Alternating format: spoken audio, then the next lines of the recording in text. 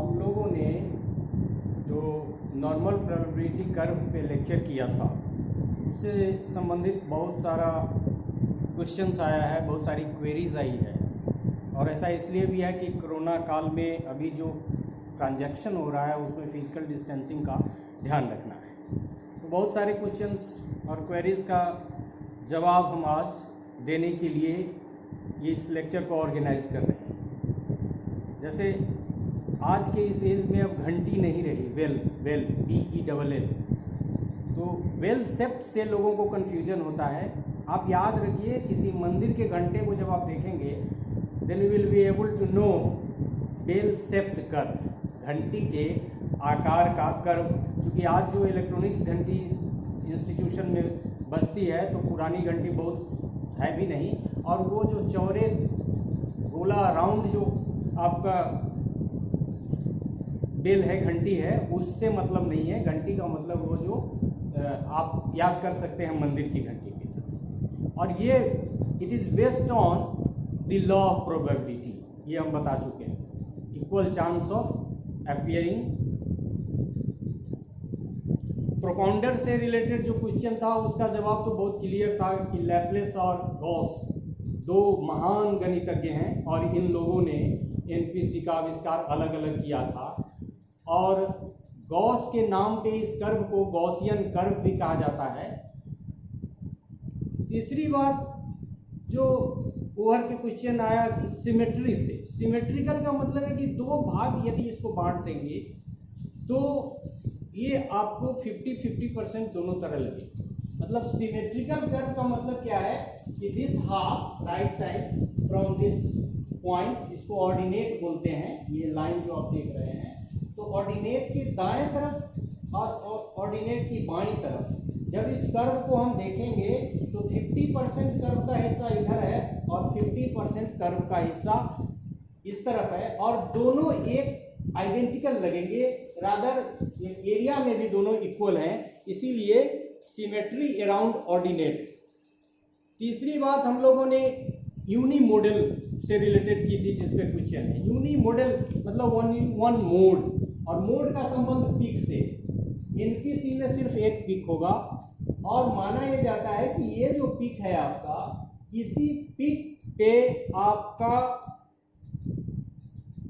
Curve जो है उसकी मैक्सिमम फ्रीक्वेंसी, मतलब जैसे हम ये डाटा को ग्राफ से रिप्रेजेंट करते हैं तो मैक्सिमम फ्रीक्वेंसी यहाँ होगा। और इसीलिए मैक्सिमम फ्रीक्वेंसी पे आप देख रहे होंगे कि इसी लाइन पे यदि नॉर्मल प्रोबेबिलिटी कर्व अपने ओरिजिनल फॉर्म में है तो इस ऑर्डिनेट पे जो ये लाइन आप देख रहे हैं, मीन, मीडियन और मोड तीनों लाई करते हैं। और ये कहा जाता है कि NPC के लिए मीन, मीडियन और मोड का मान हमेशा बराबर होता है। यदि मीन, मीडियन और मोड के मान में डिफरेंस है, इसका मतलब जो कर्व है वो NPC नहीं है, वो स्कीम है। फिर नेक्स्ट जो आप लोगों का डाउट था रिलेटेड, वो एक कंसेप्ट है एसिम्प्टोटिक। एसिम्प्टोटिक का मतलब क्या हुआ कि ये जो कर्व है NPC, ये एसिम्प्टोटिक है एक्स एक्सिस के अलोंग। मतलब यह है कि पीक से जब आप देखेंगे, ये पीक से देख रहे हैं तो ये कर्व बाईं तरफ भी ग्रेजुअली घटता हुआ जा रहा है, और पीक से ग्रेजुअली दाईं तरफ भी घटता हुआ जा रहा है, जो इंडिकेट करता है कि ये कर्व का नेचर कैसा है, तो एसिम्प्टोटिक है एक्स एक्सिस के अलोंग। और ये चीज आप देख रहे हैं यहाँ कि ये कर्व कहीं ये जो एक्स एक्सिस है उस पे टच नहीं करता है, ना ही बाईं तरफ ना ही दाईं तरफ, बल्कि ये चला जाता है इन्फिनिटी दाईं तरफ पॉजिटिव इन्फिनिटी और बाईं तरफ निगेटिव इन्फिनिटी, मतलब प्लस इन्फिनिटी से माइनस इन्फिनिटी की तरफ ये कर्व चला जाता है।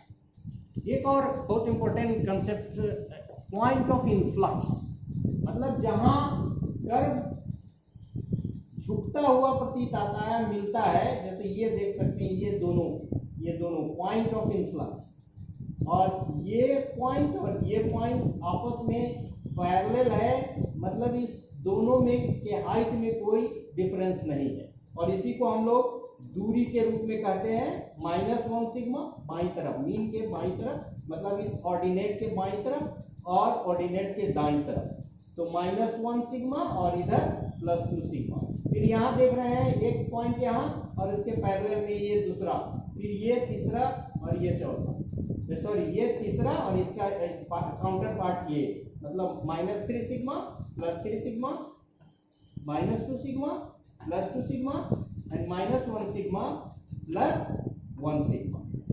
और हमने पहले ही कहा कि ये कर्व अनंत तक चला जाता है, लेकिन चूंकि ये जो एरिया है ये ऑलमोस्ट -3 सिग्मा से +3 सिग्मा तक जो कर्व का एरिया है दैट इज 99.74%, इसीलिए हम ज़्यादातर इस्तेमाल 3 सिग्मा तक ही करते हैं। वैसे हम इमेजिन ये भी कर सकते हैं 4 sigma, 5 sigma and n sigma you can say, because NPC is related to -infinity left side to +infinity right side इस तरफ। और इसके अलावा एक कंसेप्ट और इसमें आ रहा है एरिया का।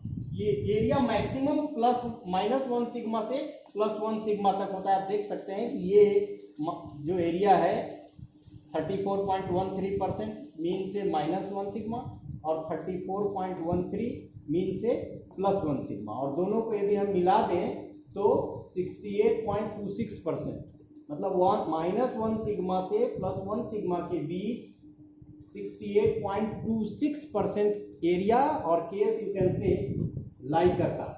उसी तरह से यदि हम -2 सिग्मा और -2 सिग्मा से +2 सिग्मा की बात करें तो यहाँ ये 95.44%, 95.44%, और -3 सिग्मा से +3 सिग्मा तक की हम यदि बात करें तो कहाँ तक लाई कर रहा है 99.74%।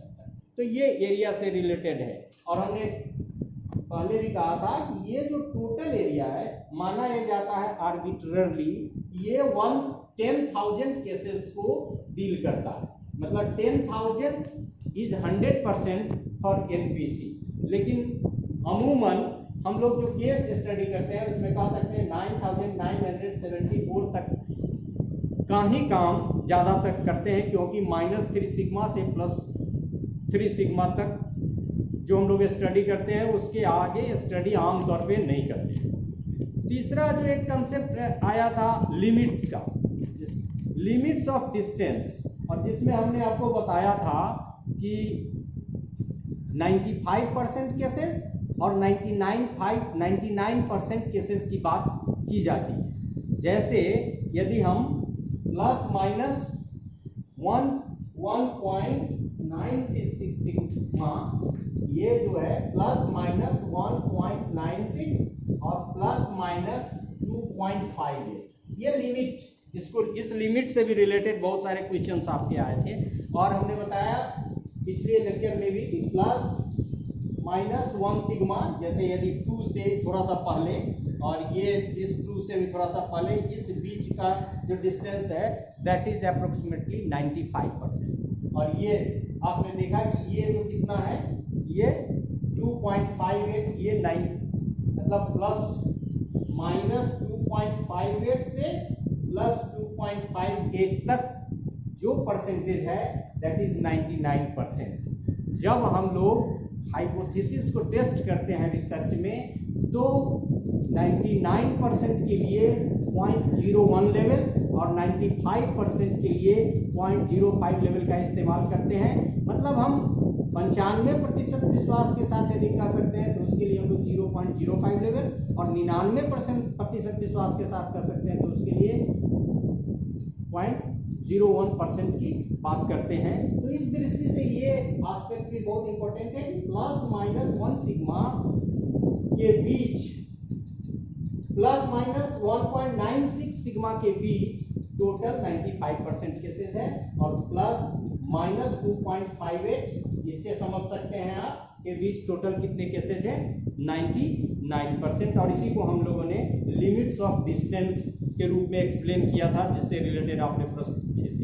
और Q1 Q3 क्वार्टाइल, जैसे क्वार्टाइल 4 भाग में किसी भी चीज़ को बांटेंगे, हम जानते हैं कि जो मिडिल क्वार्टाइल होता है Q2, उसी को मीडियन कहते हैं। तो एक चीज़ हम लोगों ने ये कही थी कि जो डिस्टेंस है मीडियन से Q1 की जितनी होगी Q3 की भी उतनी ही होगी। ये डिस्टेंस से रिलेटेड एक कंसेप्ट है।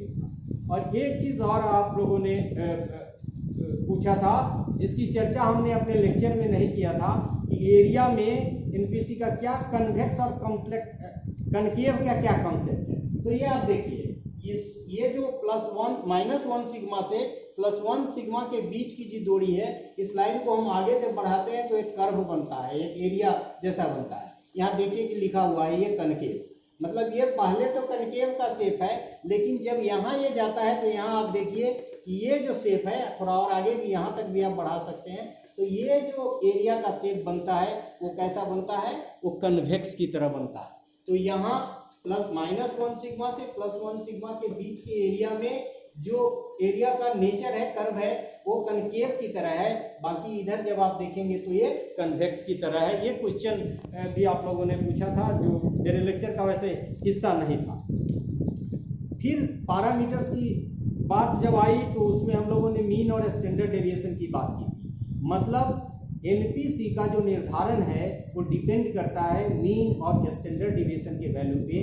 इसीलिए मीन और स्टैंडर्ड डेविएशन इसके दो पैरामीटर्स है। मीन के फ्लक्चुएशन से तो ये वाला पोर्शन प्रभावित होगा, इधर जाएगा ये ऑर्डिनेट यू कैन से, और यदि स्टैंडर्ड डेविएशन प्रभावित होता है तो इसका स्कैटरिंग ऑफ डाटा, मतलब मीन के बाईं तरफ और दाईं तरफ डाटा का फैलाव कैसा होगा।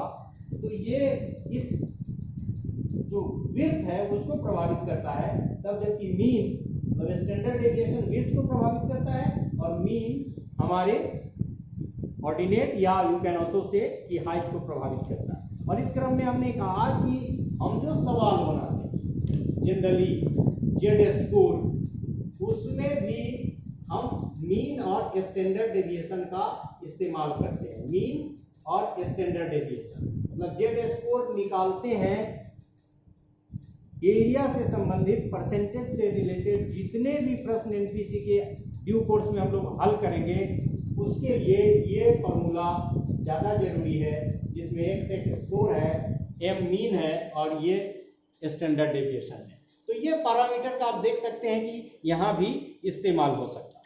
इस क्रम में एक सवाल जिसकी चर्चा हमने नहीं की थी, लोगों ने ये भी पूछा था कि जेड स्कोर क्यों निकालते हैं, और जेड स्कोर या फिर टी स्कोर, इस तरह के और भी कुछ स्कोर्स हैं जिसको हम लोग स्टैंडर्ड स्कोर कहते हैं। स्टैंडर्ड स्कोर का पर्पस क्या होता है कि वह डाटा को नॉर्मलाइज करता है। बहुत सारे स्टैटिस्टिकल ट्रीटमेंट लगाने में कहा यह जाता है कि पहले आप डाटा के नॉर्मलिटी का टेस्ट कीजिए, क्योंकि बहुत सारे पैरामीट्रिक टेस्ट ऐसे हैं जिनका इस्तेमाल उसी कंडीशन में करने का सजेशन है जब डाटा नॉर्मल हो। लिहाजा डाटा को नॉर्मल करने के लिए हम लोग स्टैंडर्ड स्कोर का इस्तेमाल करते हैं, और जेड भी एक स्टैंडर्ड स्कोर। जैसे हम वाकर मेहदी के टेस्ट का इस्तेमाल करते हैं, तो उस टेस्ट में कहा गया है कि यदि डाटा नॉर्मल नहीं है तो आप टी टेस्ट की मदद से, टी स्कोर की मदद से डाटा को नॉर्मल कर सकते हैं। ये जेड निकालने का सूत्र है, और टी निकालने का सूत्र जेड से ही संबंधित है। मतलब T = 10Z + 50, मतलब टी स्कोर निकालने के लिए हमको जेड स्कोर की जरूरत है। तो जेड एक स्टैंडर्ड स्कोर है, टी भी एक स्टैंडर्ड स्कोर है, और स्टैंडर्ड स्कोर हम लोग इसलिए निकालते हैं कि डाटा को नॉर्मल बनाया जा सके। ये आपका एक रिलेटेड क्वेश्चन था। इसके अलावा एक प्रॉब्लम आप लोगों का ये आया था कि आप लोगों ने कंप्लेन किया था जो लिमिट से रिलेटेड और एरिया से रिलेटेड दो स्लाइड ऐसा था जो क्लियरली विजिबल आपको नहीं दिख रहा था। उसके लिए भी हमने उस स्लाइड में थोड़ा सा चेंज किया है, और मैं चाह रहा हूँ कि आप एक बार फिर उस स्लाइड को करीब से देख लें, ताकि जब आप उसकी अपना अध्ययन करें या नोट्स बनाएं उस क्रम में आपको उसकी मदद हो। सो आप यहाँ इसको देख ले सकते हैं।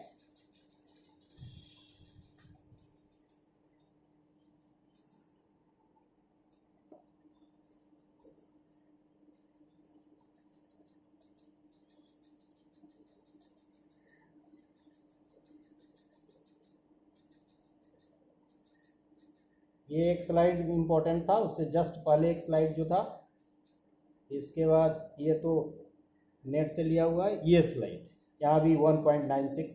ये सब बाद में रिसर्च वगैरह में आपको ये सब डाटा याद भी रखना पड़ेगा, क्योंकि 1.96 और 2.58 बहुत ज़रूरी आइटम, बहुत ज़रूरी कंसेप्ट। फिर ये फॉर्मूला, बाकी ये सारी चीज़ें तो हमको लगता है कि आपके लिए क्लियर था। ये पैरामीटर से रिलेटेड भी क्लियर था। सो और कुछ आपके प्रश्न और भी थे जिनका जवाब हम अभी नहीं दे रहे हैं, क्योंकि उन प्रश्नों का जवाब आपको स्वयं मिल जाएगा जब हम लोग स्क्यूनेस और कर्टोसिस पे बात करेंगे और फिर एनपीसी के एप्लीकेशन पे बात करेंगे। और एनपीसी के एप्लीकेशन के क्रम में ही हम आपको ये भी बताएंगे कि एरिया को परसेंटेज में, परसेंटेज को एरिया में कैसे कन्वर्ट करते हैं। मतलब कि यदि कोई डिस्टेंस दिया हुआ है तो एरिया कैसे निकलेगा, और एरिया दिया हुआ है तो डिस्टेंस कैसे निकलेगा। सो इस तरह के जो आपके सवाल थे उसको अभी हम टेक ओवर नहीं कर रहे हैं। ये बाद के लेक्चर्स में आपको स्वयं ही इस तरह के प्रश्नों का जवाब मिल जाएगा। So thank you. You can also raise few questions so that I could answer it for your purpose, for your benefit. Thank you very much.